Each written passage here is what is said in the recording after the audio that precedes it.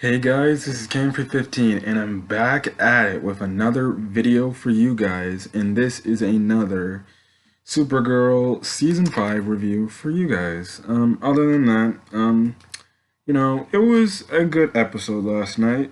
Well, I'm making this video today, even though I just got done seeing the episode right now, but yeah, it was a good episode. It was a good episode.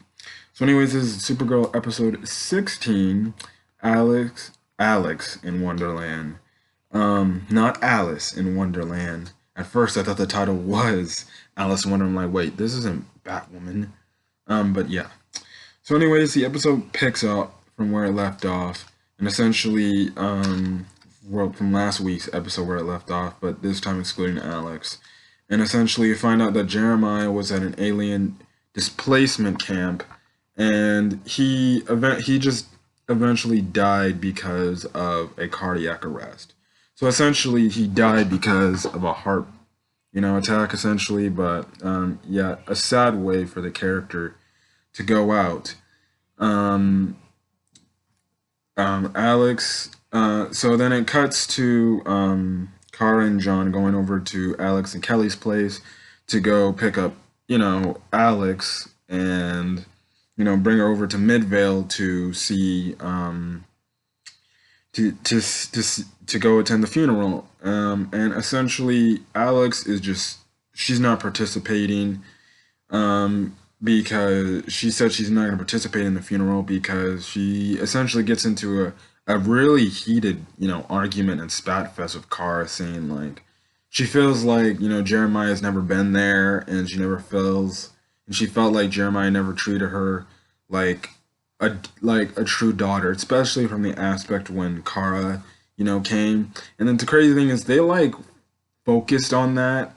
I think a few seasons ago, I forgot what season it was, but they focused on the fact about that and how, Alex was always salty that Jeremiah treated Kara differently as opposed to how he treated her. So, yeah, so she's not going. Alex is grieving pretty bad because like I said, she lashes out at Kara. Kara, just some point, she's like, all right, that's it, fine. I'm done. I'm done. I'm not going to get into an argument with you. Because she even brings up the fact, like, what do you think your mom will say? Or what do you think mom will say? And Alex is like, I don't care what she says if I don't show up. And then that's when, Kara just walks out and she's like, I'm done. I'm not going to waste my time with Alex being in an argument. So she leaves. Kelly tries to talk to her, and Alex lashes out at Kelly. It was actually, pretty rude of Alex. Like, I can understand you probably not wanting to attend a funeral because maybe you feel like a family member not have treated you or given you enough respect. But like you're lashing out at your stepsister and you're lashing out at your own girlfriend. I'm like, oh wow. I'm like, is this the start to where Kelly starts to think about possibly breaking up with Alex?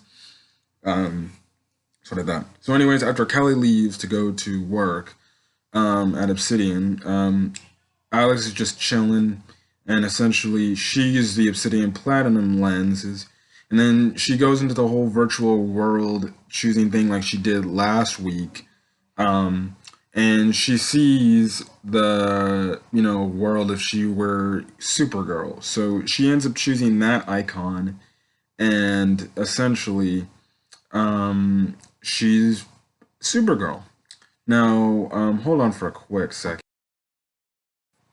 Okay, sorry for that. I just wanted to get the lighting for the room better, but yeah. Anyways, it cuts to William, and he talks to Kelly, and he essentially says that Lex, and this was the side plot of the episode, he sees that Lex has launched like satellites that I guess correlate with, I think, from what he was saying, like Obsidian, tech and where they're located at, and he thought it was kind of strange. Essentially, that's whole side plot is him and Kelly trying to see if Lex has any, issues with the missing people and how they're not responding to Obsidian and stuff like that. So that's kind of the side plot. I won't talk more about William till the end of the episode because it was kind of their post-credit scene. Anyways, Alex is just chilling as Supergirl. She's flying around. She goes into this mall where this musician is playing, and essentially she runs into this person named Bonnie who is from the real world. Essentially, she says she's in here to grieve because her sister has like stage 4 cancer, which is really freaking bad. Like, jeez. And yeah, so they talk it out and they have a nice little discussion. Then, when Bonnie leaves, there's like this metal beam that's about to fall on that musician. Alex saves the musician, and Alex like maybe you should get out of here or something like that. And the musician's like, "What are you talking about? This is the real world," and questions about it being virtual. Um, now it's soon later revealed that his internal body, like his real life body, it's in the room with the hanging bodies with that old lady and what she's doing with them, like testing on them or something like that. So yeah, actually it cuts back to Kelly and William, and this is actually a good, nice little tidbit I forgot to mention, but this is kind of the other side plot too. This is the Kelly Andrea side plot, and essentially, Kelly finds and sees that the failsafe that she thought was fixed by the end of the last episode was fixed, and it hasn't been fixed. So she goes up to Andrea, and Andrea kind of really blows it off like it's nothing because Kelly's like, maybe we should warn the users, like, there's this failsafe, gift glitch that's going on. And Andrea, like I said, is blowing it off, and she's like, we shouldn't tell that to the users because we don't want them to get worried, and it might prevent, sales and stuff like that from happening. Yeah, not Amanda, Andrea's being, I guess, a pretty, I guess, smart businesswoman from the standpoint that sales will go down if you tell your customers, yeah, there's issues going on with our thing. Don't use these things or don't buy them yet.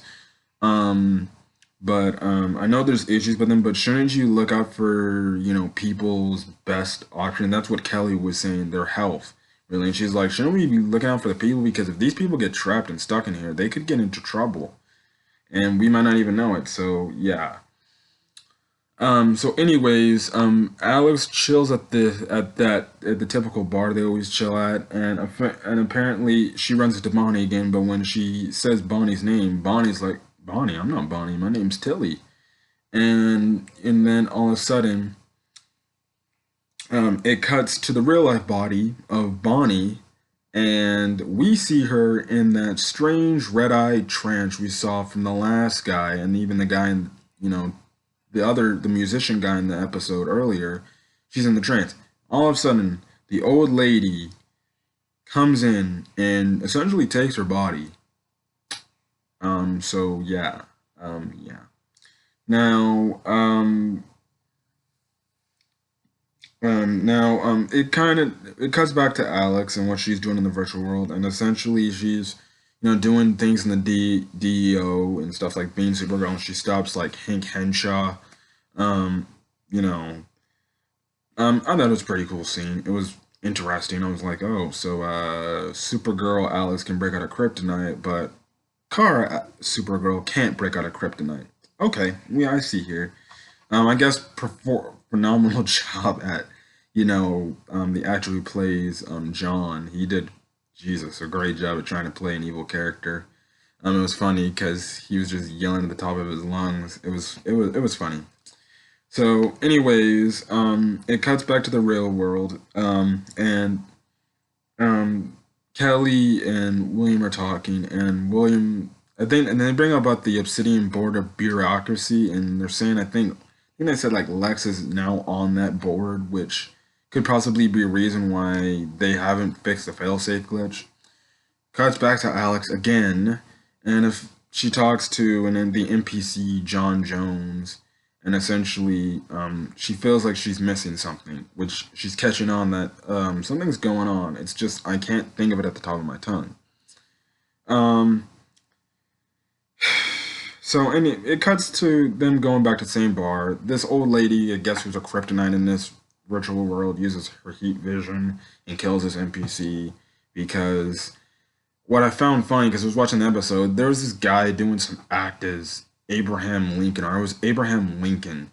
And the old lady comes up and tells him to go away, and she's like, "Well, is there a John Wilkes Booth in the crowd?" And there's this one dude who's like, "Well, come on, don't be like that." And all of a sudden, she uses heat vision on him. I'm like, "Oh, so at least you save Abe Lincoln." um, then it cuts to Alex being in the red eyed's trance. So obviously Alex is in trouble. I'm like, is the old lady gonna pick up Alex now? So anyways, it cuts back to William and Kelly, and William says, "I can handle the rest of the work. I'll handle the rest of this. Go see Alex because obviously she's grieving and she might need you." So we come in near the climax of the episode. Um, so Alex eventually realizes that, what's going on is not real, and she gets out of the obsidian platinum, contact device. All of a sudden, John calls her to tell her to stop these villains, and all of a sudden, she believes she's super, or well, she doesn't believe, but she does the thing that Kara does, and it shows that she's still a Supergirl. Kelly later comes back to the house, and it's revealed that Alex is still stuck in the trance. So yeah, she goes into her obsidian platinum lens, and she tries to get Alex out of there, but Alex is not listening to her, and essentially, the NPC Johns and Brainy, they're kind of like, because the failsafe is acting up, and they're trying to get Kelly to medbay to, I guess, essentially do the same exact thing, possibly, to get Kelly stuck into the trance. So Kelly gets out of there. She tells Andrea, like, about the whole thing.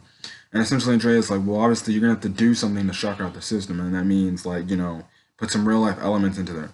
So Kelly uses an AI of a younger Alex to essentially help Alex get out of the trance. And at this time, the other NPCs are attacking them both to essentially keep them in, or keep Alex in to the VR world. Essentially, they go to they're transported to a place where Jeremiah was at, and it was a way to make Alex, I guess, shock her out of the system. So Alex ends the simulation. She's able to end the simulation and get out of the VR world. So yeah, Alex is safe. Then after we come back from the break, she apologizes to Kelly, for, lashing out at her and being, a jerk. And she comes to the conclusion, essentially, like, she was just doing all that because she was mad at herself, and, it was, she lost a family member, even though and this is the thing, and this is a real life element. Because you're mad at somebody in your life, and that's a family member, and, it doesn't matter how you feel about them when they're alive, and you feel like disdain for them. When you hear that that family member passed away or died, it will still hit you some sort of way, because even in your heart of hearts, you still be like, well, that's just my family. That sucks. I should be there to care about them. But Alex obviously was, having a tough time just dealing with it, because as we all know, Jeremiah kept coming back and coming back and coming back. And, Alex just got upset, and, she just lost the moment. Um, she eventually goes to Midvale because Kelly requests she goes to Midvale and stuff like that. But even before Kelly asks that, Alex tells Kelly about, Bonnie, and the fact that, and even explains the fact that there could be a lot more people in the Obsidian VR world that, are in this trance and they can't get out and they're trapped. Now, this is really the post-credit scenes and stuff like that. William gets a text from the anonymous source, or from the source he's getting to, investigate to see about the people and the bodies. So, like, I forgot the exact number. So, like, 400 people. I think, like, it was about 300, like, I think 60, around that much, of people who were, not affected, and they had no connections to what Lex could possibly be doing. But then the remaining apparently are all in one room, which is the room with the hanging body with the old lady. And the source tells William to go to this address. So it cuts to Andrea real quick, and Andrea finds out that Alex is cool and safe. And then she goes downstairs and she talks to somebody about, trying to fix the failsafe thing or ask about the failsafe. All of a sudden, it cuts down to the person she was talking to. It was Eve. So another clone of Eve, or man, I have no idea what's they're going on. It has to be some kind of clone or some kind of, or maybe it's the AI Lena inputted and it didn't really die. So man, that's gonna be interesting to see where that's going. It's a, and literally well, not the last scene, but the second to last scene, William shows up at the address he was given, and the old lady senses that he's coming, so she turns herself and the entire room with the hanging bodies invisible. So has invisibility powers. William doesn't goes to that same area where the bodies are at, but he doesn't see anything because everything's invisible. The moment he leaves, she turns everything invisible, and she kind of gives a smirk like, "Huh, yeah, you didn't catch me this time." And it cuts to Bonnie, and she's in that same room with the trance, and her eyes are even like bloodshot red, like bloodshot red. Now I think it's just bloodshot red because one, the freaking obsidian lens are just straight up in their eyes, and then freaking their eyes are just open the entire time. So their eyes, of course, are bloodshot because your eyes are open, you're not blinking. Anyways, William, before he leaves, he comes across a medical patient wristband, and it says like patient testing. I forgot what number it said, but William's like, "Okay, Lex, what are you doing now?" And then he leaves. Now, my prediction is, I feel like Leviathan or that old lady's gonna go after William, because now he kind of knows of the secret location. I know he didn't see anything, but I feel like they're going to have to take William out because he's like, well, this dude was almost close to finding our location. We need to take him out so he can't tell anybody else. Even though he didn't see nothing. So could we be getting William as the possible death this season? Who knows? Who knows? Almost every CW show, they kill off at least one character.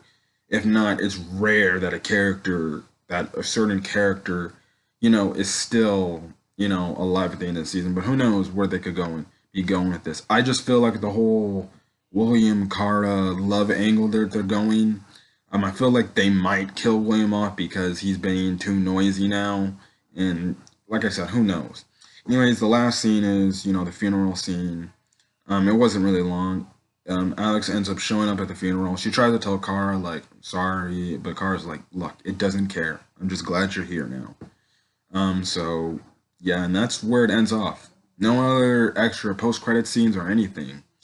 And also for the most part, I tried my hardest to look around, but I did find out the last night's original broadcast did not have a next episode preview.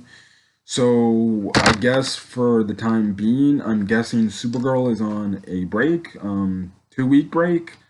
One, because of the coronavirus, and two, the other shows, Legends of Tomorrow and Flash, are not going to be airing any episodes. So no one knows when the CW shows are coming back. People, I think, or I've heard people saying that they might be shutting down filming for now because, the coronavirus outbreak and stuff like that. Who knows? We'll have to find out. We'll find out in the coming weeks. So let's give it 2 weeks, and who knows? Maybe it'll come back.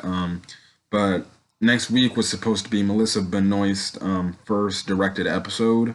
And it was gonna be around Lex Luthor and Lena and Leviathan and Supergirl and stuff like that. And I read the, preview for the episode. I was like, oh, that sounds like a pretty interesting episode. And the crazy thing, the title of the episode is Lex Deus Machina, and I was like, really? Okay. So yeah. The episode was good. It really had an internal struggle within, Alex this week, and yeah. It was nice, 2 good episodes. I will say her Supergirl outfit looked pretty badass, to be honest. I liked the black and the light blue, the baby blue. That was a pretty badass costume. So yeah. I guess another thing too was Kara did not make a lot of appearances in this episode. Now, I think it's because she's also filming. I think they're currently also filming. I don't know if they were currently filming at the time, because if you guys don't know, which you should already know, Melissa Benoist is right now currently pregnant. So, I can see why they probably didn't feature, a lot of Supergirl, because obviously she's pregnant. It's the same thing with Danielle Panabaker on The Flash. Like, she's pregnant too, and they don't feature her a lot, more as often, because, you know, she's pregnant and they kind of don't want to show, the baby bump and everything and stuff like that. But yeah, so we'll just have to see in the weeks leading up to see how things are going to be going. But yeah, other than that, that's all I got to say for this episode. This episode was good, and I can't wait for the next Supergirl episode whenever it airs. Other than that, I'm going to get out of here. So if you like this video, leave a like. If there's a comment you want to put on this video regarding this episode and your thoughts when Supergirl could possibly come back, put a comment. Also, hit the subscribe button for more Supergirl content or Flash content or any other CW, channel contents. Other than that, I'm gonna get out of here. So it's Cam 15. I'm signing out. Hopefully you guys stay safe and have a great day. Peace.